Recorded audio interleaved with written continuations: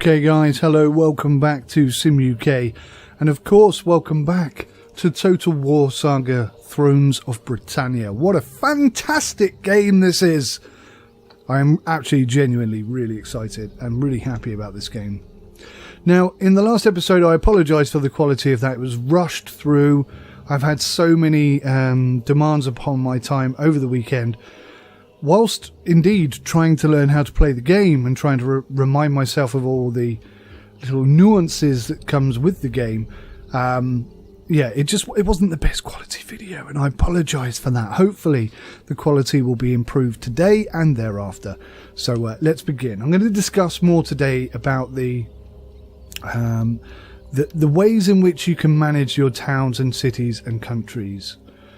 Well, not countries really, because we're trying to amalgamate all of these provinces into one single country, and that's kind of the way forward really. Now you'll see here that we've got one large city or town, capital of this province, called Dorchester or Dorchester. I don't know how you pronounce it in these times, but pre-medieval in fact. But yes, you'll have one large area and lots of small provinces. Now this one doesn't seem to have any small provinces. Probably Oxneforda or Oxford would fall into that category, but it's not owned by us, it's owned by Miche. I don't know how you pronounce that. But yeah, you'll see here's a better example. Winchester, Basingstoke, Guildford, Evesham all fall into these small categories, and you can see that we've got these borders, and blue borders are East Anglia. These are our enemies over here, so we're a little bit exposed here at Evesham and Guildford. They fall under the province of London, in fact. So I would expect a little bit of hostility from East Anglia coming down here, trying to take Evesham and Guildford. Now, we're not in a position, if I come up here and show you these important things, these are our current gold in Treasury. This is the amount of income we're expecting to see in the next turn. This is how much food we have, and you can see that at the moment we're okay in terms of food for our faction. But if we go up here to the strategic map and look at the food situation, where's the food? You can see that certain areas are actually producing no food whatsoever, yet they're consuming like 20 units of food. Over here, producing none, consuming 20, producing none, consuming 10, producing none and consuming 10, producing none and consuming 10. But overall we have enough food. Now I'd like to balance this out, because one of the issues that we have, or one of the concerns that you have in game, is war fever. Now war fever or fervor measures your people's appetite for war, and you can see that at the moment we're banging yellow. Now yellow means they don't want a war, and I've heard it said before, and it's actually a really good way of explaining it, is that the people want the opposite of what they have. So when we're prosperous and happy and everyone's got everything they need and life is good, then they want war. They want to expand the province. They want to take over more lands. They want to exert their dominance on the country, and we're not in that current state. At present, we are in need of food. We are in need of advances. We have two armies, and they're both very small. We took a bit of a slapping in the last one as well, so we have no cavalry left in order to go into battle. So we're not in a brilliant state. So we're going to have to manage our country, or not our country, but our faction, before we can start going to do that. Now, this is new here. I'm going to call it third, because I don't know how to pronounce it properly, and that might even be correct for all I know. But this basically is the new method by which units are generated. So your armies contain just the right number of levy units to absorb the enemy's arrows. You can recruit levy units based on the number of owned settlements. So the more settlements you have, the more levy units become available to you. So if, for example, we were to lose Evesham and Guildford, then we would lose the ability to have 21 feared levy units, and that would be quite a considerable issue. Now, this is a general overview of our faction and our leader, and the basic internal stability of our faction. And at the moment, we're in a pretty good state. We're one of the biggest factions on the map. If I just come back up here to the map view, you can see that we're definitely one of the biggest factions. We control quite a lot of the south here, and we also have some vassal states over here in Sent or Kent, and east south Sexo, and over here even in Defensia. Not so much with Kernow,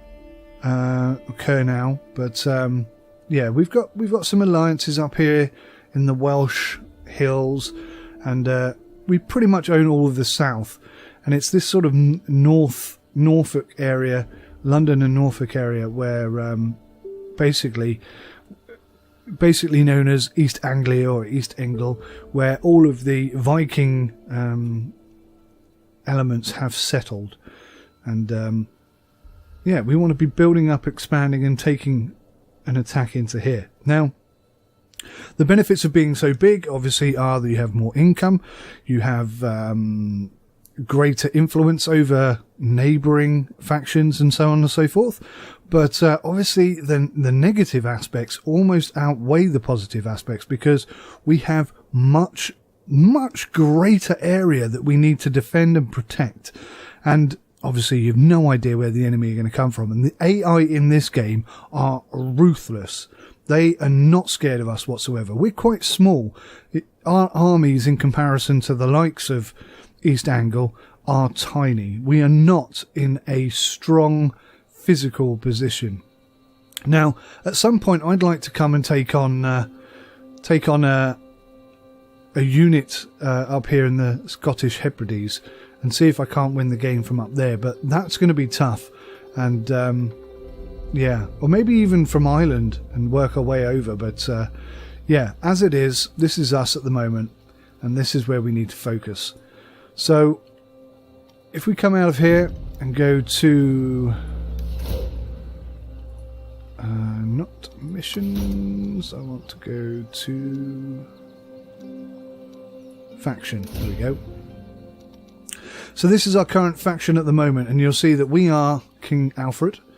We are the leader. We have a wife. We have 1, 2, 3, 4, 5 children, one of which is a son, daughter, son, daughter, son, daughter. So we have 2 sons. So we're in a pretty good position here, but you'll see that all of our brothers deceased.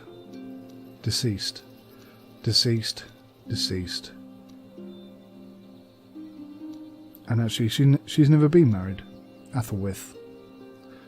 Interesting. So these are our sisters over here, and they have no husbands. Now, we ought to do something about that, because at the moment we're the only bloodline, and it would strengthen our position considerably. Now, admittedly, our sister does have a 10-year-old son, and 2 sons actually, 13 and 10, which is quite good. They're going to be ready to take over a lot quicker than our 4-year-old son is, for example. But yeah, we could definitely do with arranging a marriage for our sister here, so that these children have a father figure, and hopefully maybe even more children will come from that. Now, over here on the side we have our nobles, and we have candidates for Noble C. Now, there's so much detail here, so much detail. This is their age, this is their current influence. Influence represents a character's political power. Your faction will gain various bonuses and penalties based on the faction leader's influence. Other characters will have a loyalty penalty if they have higher influence than the faction leader. This is an important aspect of the game in terms of getting control of things. But even more important than that is loyalty. Now, loyalty represents a character's dedication to the faction. If loyalty reaches 0, the character will defect, thereby instigating a civil war. And that has caught me out so many times. Fighting within the faction has absolutely destroyed me. Now 6 is pretty good. Our lowest currently employed person is at 4, which isn't great. And there are a number of ways that you can deal with these people. So if I pick, for example, Herotherwood, and then come over here to Intrigue, you'll see all of the abilities that we have to try and secure and increase his particular loyalty to the faction. Now, some of these pop up and disappear. I don't know in what circumstances each one becomes available, but some of them are obvious, some of them less so. So we can buy his loyalty.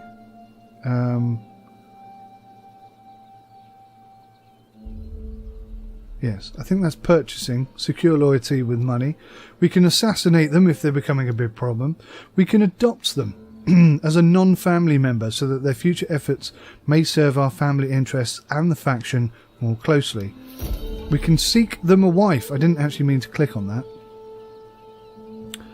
I did not actually mean to click on that, and there's no way of going back. Blast it, blast it. Well, okay. What can we do here? This bride seems suitable. Will her intended accept the choice you have made for him?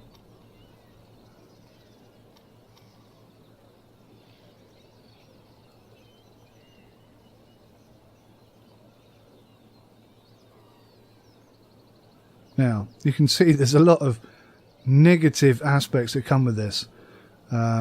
So by taking Earforhild,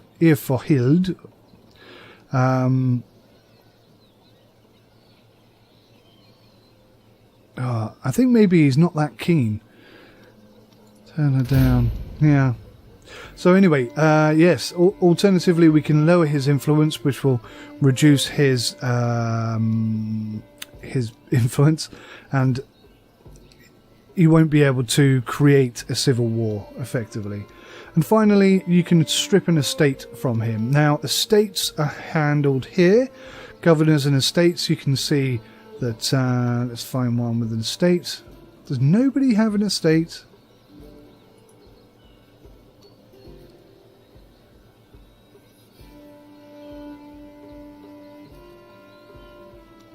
Oh yes, sorry, here. These are the estates that these guys currently hold. Now, if they hold more than you, they'll have more influence than you. So you have to be very, very careful about what you do. And as you can see, for the candidates down here, they all have these. They don't all have these specific traits, but a lot of them do. This guy's a madman. In battle, he fights like a wild man, a man possessed, you might say. Watch and learn while keeping your distance.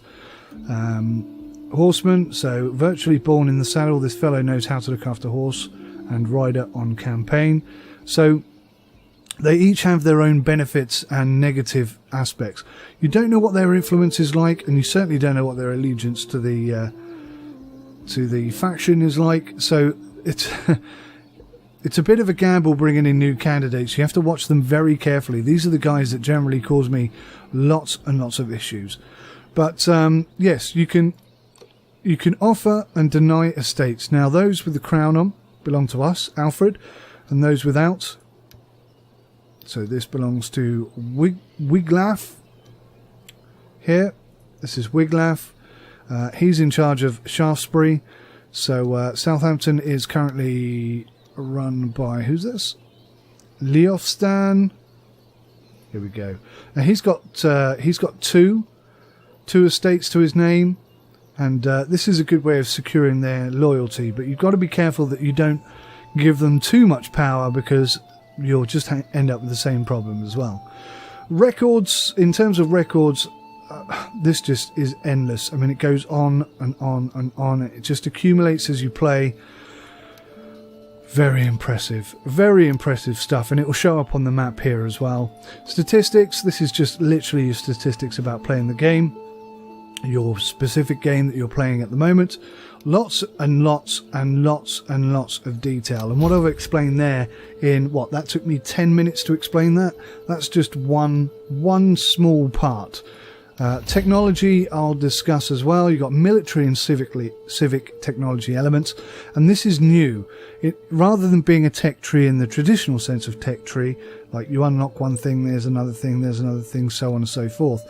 Everything that's kind of related to melee units comes under one tech tree branch, if you will. Same with spearmen, missile units, siege warfare, recruitment, bodyguard and companions, military prestige and cavalry. The same applies in civic areas, agriculture, industry, military support, community, trade and leadership. But in order to unlock these, you have to complete certain tasks. So for this particular trade upgrade, you would have to upgrade within the market hall chain or conquer a region with the highest level building in this chain. Public houses bolster social cohesion across all social classes, but tavern landlords prefer doing business in more populated areas. Acquiring or improving marketplaces will attract larger crowds onto our lands.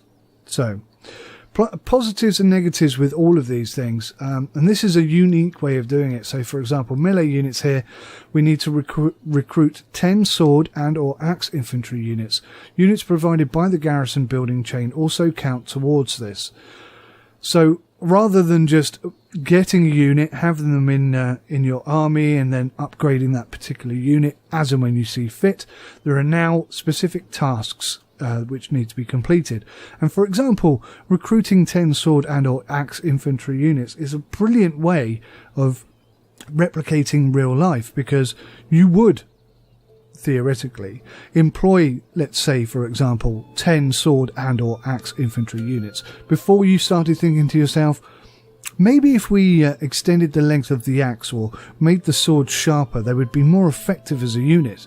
So it would take you about that long in order to actually start making improvements within the melee unit itself. So I really like this approach. A lot of people who play this game a lot are sort of 50-50 on whether or not they like it, but I think it's fantastic. I think it adds to the level of realism, and it makes the whole thing way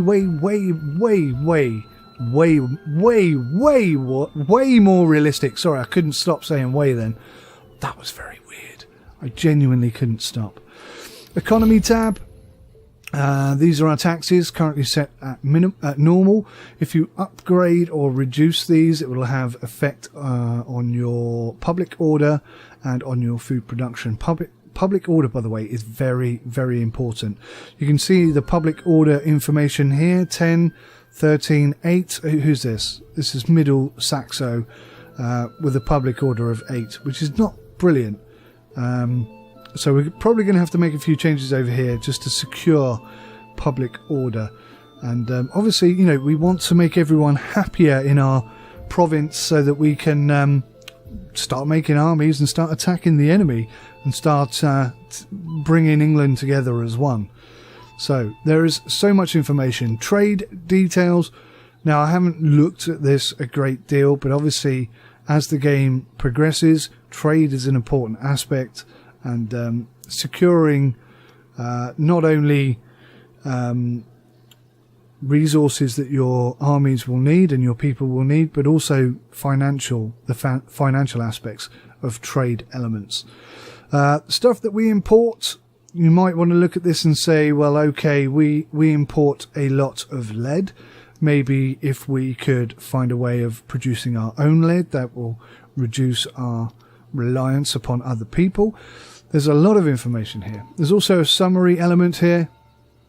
And yeah, it looks like we've only got money coming in from 2 sources here.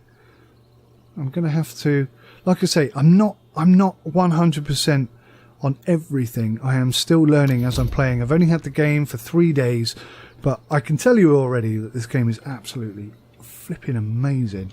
So much detail, so much detail. What else do we have here? Objectives, we haven't got any yet. Economy, I've shown you. Technology, we've browsed upon. Diplomacy, we've discussed a bit. Actually, have I discussed diplomacy? I don't think I have. Let's go to the diplomacy map. Now, this map here looks identical to the strategic map, except you don't have anything over here.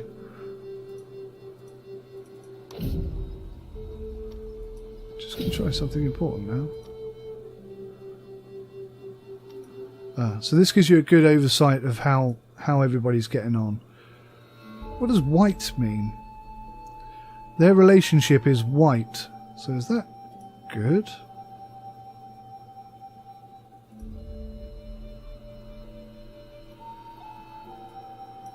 The South Saxo seem to be getting on with everybody except for East Anglia, but they're even getting on with them quite well. Kent slightly getting on with East Anglia slightly less well. Kerno, they absolutely hate us. I mean, with a passion. But they also don't like Defana very much. But Defana are a little bit more sympathetic towards them than they are towards Defana. But yes, that is the general overview of that. Obviously, you've got these tabs up the top. But I wanted to show you diplomacy. Now, even though we have Defana under our wing as a vassal kingdom, actually they are very friendly, but even when they're very friendly, things can change. If we, for example, up here, Mercia, I don't know how to pronounce this, Miachi, I don't know how to pronounce this, but if we were to start doing mean things to Miachi, that would upset Defana. So everything is intertwined in many different ways. Pulling one string can knock over many different boulders, if you will. Let's see if we can find one that's happy, but there we go. So here we have South Saxo, who are very, very friendly but deteriorating. Now, in order to appease these guys, you can see our strength in comparison to them.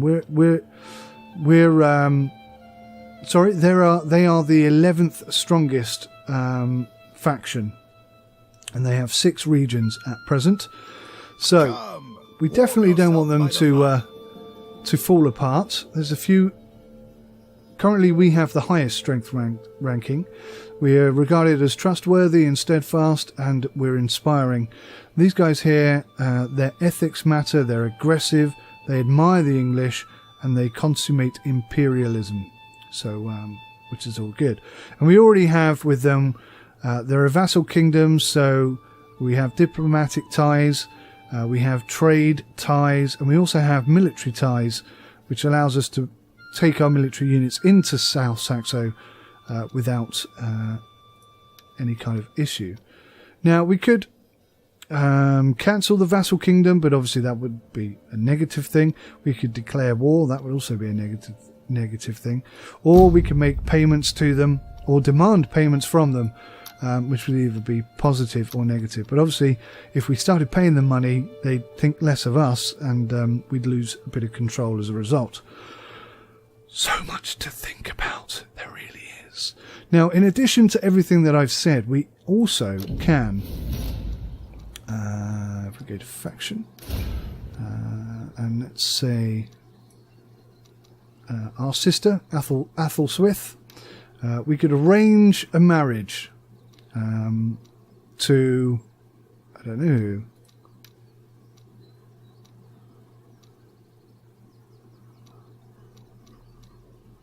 Somebody.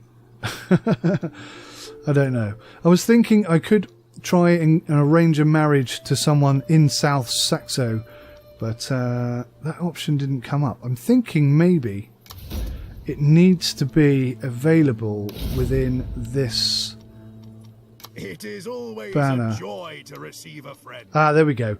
Arrange marriage. So, okay, it's not available in South Saxo. There's nobody, I assume, there's nobody that that sort of fits the bill. I guess that's why it's not coming up. I'm not entirely sure. But Defana, who are already very happy with this anyway, we could arrange a marriage there. And maybe that would be a good thing to do, because our sister definitely needs a husband. But these are all things that we can get to as we progress through in the campaign. Now, I wish I could spin the camera with my mouse button, but and drag with my mouse, click and drag with my mouse button, but I have to use the middle mouse button, which I don't like. And in order to spin it, I need to use the keyboard, whereas I'd much rather use the middle mouse button and spin it that way. But it doesn't currently allow us to do that, which is a bit of a frustration, but not the end of the world. Now, in addition to everything that I've discussed so far, we also have Viking forces which will attack the south. We know that they're coming. We've got about 3 months to prepare. So Southampton is obviously a target. I'd say that Wareham is probably a target. Wilt, or Wheat, which is obviously the Isle of Wight these days, and Bridgeport, which used to be called Bridport. These are all targets, I guess, of the invading Viking armies. So we're going to need to defend this bottom area whilst improving the life for everybody, systematically increasing our army at the same time and increasing people's fever or fervour for war. In addition to that, I'm very concerned about Guildford and Evesham, which appear to be, in my humble opinion, a bit open for attack from the Londinium aspects. So yeah, there is a lot to think about, and the chances of us surviving more than about, I don't know, 20 turns is probably pretty small, because I'm going to make a mistake and it's going to bite me in the backside. But yeah, guys, these are the things that are coming. These are the things that we need to think about. And if I just click on, for example, Winchester, you can see that the buildings or the minor settlement elements that we have here, if we click on that and upgrade it to 2, you can see that's going to cost us 1,500 coin, which we can afford. It's not a massive thing, but that will improve things for all of the minor settlements. That will be Basingstoke, Southampton and Portchester. They'll all receive that upgrade. Whereas over here on the Winchester specifically, if we increase, for example, the Long Hall and turn that into a Great Hall, that will unlock another one of these primary building features.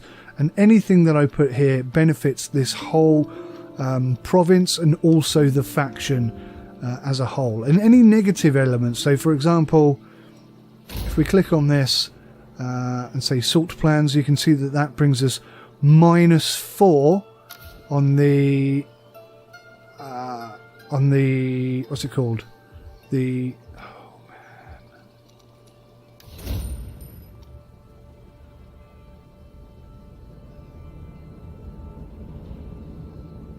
public order. Thank you, I found something with the name on. That will give us -4 on public order. So there are, oh crikey, I just clicked on that by accident. I meant to right click. Right click. Yes, okay, I can cancel it. Thank goodness for that. So yes, by putting the salt plans in, we would get -4 across the board on public order. So there are lots of things you need to think about before you accidentally click on anything. So yeah, that was kind of a rundown of everything that's in there. Now, let me just find a military unit. Alfred the Swine, who's not currently... There we go. So this is the Wild Hawks, led by Alfward, and you can see his military units here, and they're currently based in Chippenham, which is our capital city, and you can change the stance of armies at some points. Can't do it right now, that's because they're in a settlement. Okay, we can recruit units from here, and what will happen is, as units come in to the army, and you can see here we got 80 archers, but if I bring in a new set of archers, you'll see that there's only 24. Now over time they will increase in numbers, but this takes a long time, and we've got a 50% bonus on unit replenishment multipliers for all armies, so we'll grow quicker than most. But even that is quite slow. So looking after your units is so important now, and thinking ahead is equally so important. And obviously we've got this limitation here of the third. Our armies contain just the right number of levy units to absorb the enemy's arrows. We can have a maximum of 21.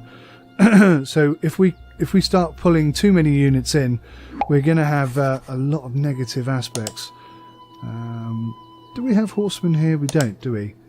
So let's have a scout horseman come in, and you can see when I click on this will go up to 9 of 21, and we are starting to limit ourselves to how many units we can import. So there's a lot of complex, multi-intertwined, complex decisions that need to be made and maintained and watched and double watched, and yeah, it's so demanding. The reason why I'm not going to do very well in this campaign is because there is so much to think about that I'm not in the habit of thinking about that many things all at the same time, and I'm going to forget something or make a bad decision, and as a result we are going to get annihilated. So the chances of survival here are extremely slim, but I will be learning whilst I'm playing, and hopefully if you guys enjoy it, I can come back with another campaign later on and we can have a proper good go. But this is an introduction more than anything else. The game comes out in a couple of days, so I just want to show you everything and maybe whet your appetite and get you a bit excited about the complexity of the game and the sheer unadulterated RTS aspects and business management and internal management, politics, everything. There is so much to do in this game, so much content, so much detail. It's just wonderful. It really is great. So anyway, I'm going to call it there for this episode. It was purely an episode to discuss and explain to you everything that's going on and make sure that you understand what all the units are doing so that we can move forward nice and easily. So yeah, thanks for watching. Take care. Till next time. Goodbye.